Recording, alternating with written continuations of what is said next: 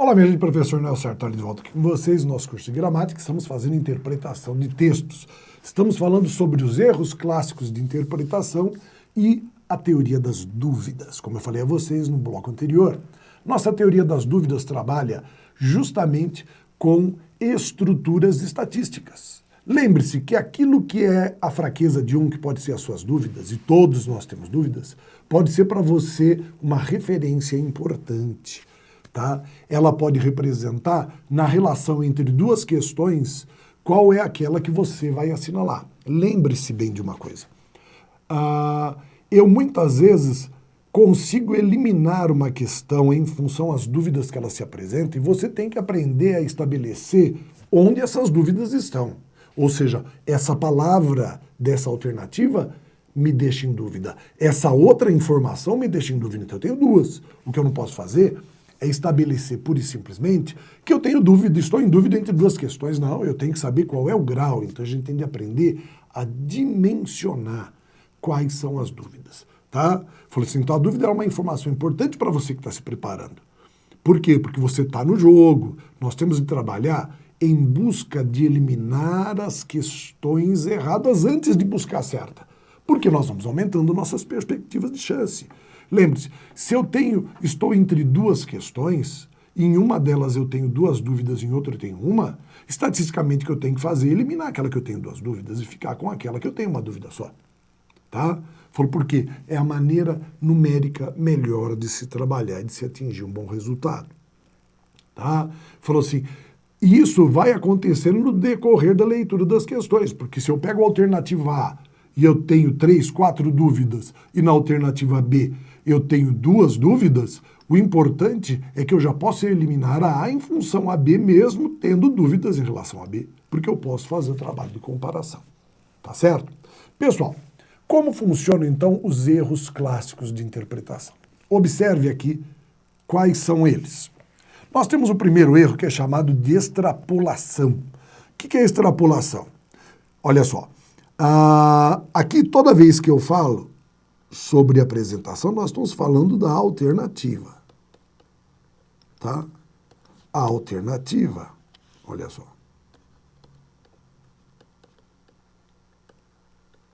Alternativa. Apresenta informação que não pode ser comprovada pelo texto, nem por dedução lógica, nem coerente. Ou seja, o que é isso?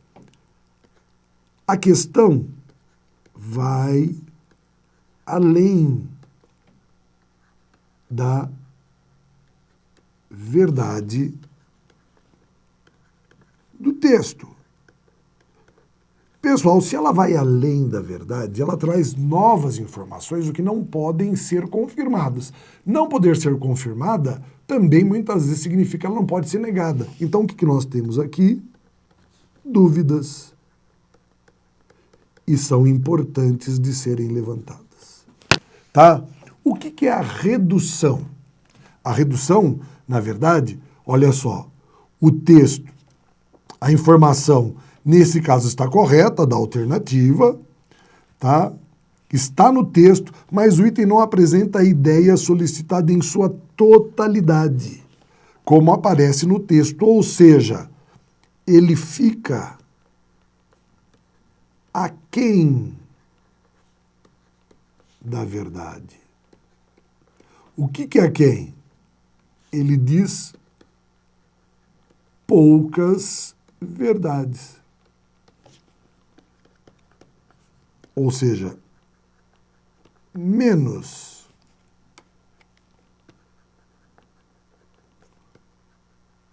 que a verdade, que é a verdade completa. Mas vejam, por mais que eu diga menos do que a verdade, isso é verdade.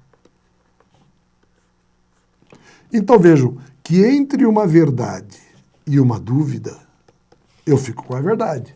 Então se eu tenho uma questão de extrapolação, uma de redução, eu não tenho que fazer nada, eu vou direto para a verdade. E a terceira e última é a contradição, ou seja, a alternativa, o item apresentará uma informação contrária a do texto. Ou seja, é o oposto da verdade. Se é o oposto da verdade, é o quê? Mentira. Se é mentira, igual a erro. Então, são as formas de eu trabalhar a questão da dúvida, porque através dela eu vou estabelecendo os valores dentro desse contexto, certo? Vamos imaginar uma situação que eu gosto sempre de contar para os meus alunos, partindo de uma estrutura já conhecida. Então, vamos imaginar que nós fôssemos fazer análise de um poema clássico, shakespeariano, um poema conhecido por todos. Vamos imaginar que a gente fosse avaliar o Batatinha Quando Nasce. É shakespeariano. Todos os grandes poetas fazem poesias para criança, né? E todo mundo sabe como é que é. Batatinha quando nasce, se esparrama pelo chão, menininha quando dorme, põe a mão no coração. Para! O que vai acontecer aí? Já tem gente pensando, professor, me disseram que a batatinha quando nasce, ela não se esparrama pelo chão, ela espalha a rama pelo chão. Tá bom. Vamos entender uma coisa antes de mais nada. A tradução do poema, ela partiu do pressuposto da intenção do poeta. Qual era a intenção do poeta? A intenção do poeta era fazer uma poesia para criança, em que ela treinasse o ritmo e a rima. Então, ele construiu isso em algo que você já estudou nas suas aulas de literatura, chamada métrica, que é para poder estabelecer ritmo e rima, que é quando nós contamos os sons dos versos até o último mais forte, ou seja, a chamada sílaba tônica. Nós contamos as sílabas tônicas. Nós fazemos a métrica do poema contando as sílabas tônicas. Então, eu conto o número de sílabas sonoras, ou seja, cada vez que eu produzo o som, até a última mais forte. Então, vejam o que acontece, só para esclarecer. Batatinha quando nasce, foi a mais forte, uma 7. Olha só, se esparrama pelo chão, 7. Menininha quando dorme, 7. Põe a mão no coração, 7. Beleza? É um verso com 7 sílabas tônicas, chamada redondilha maior.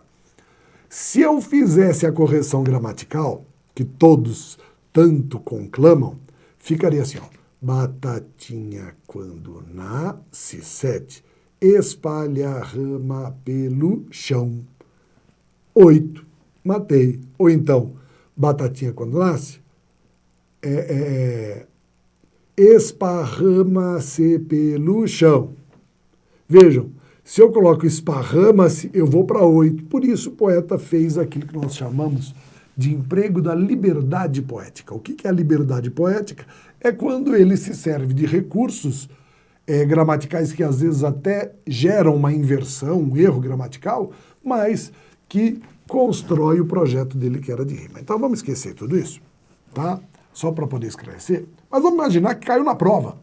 Caiu na prova o poema Batatinha Quando Nasce. Caiu na prova e agora ele vai fazer a seguinte construção.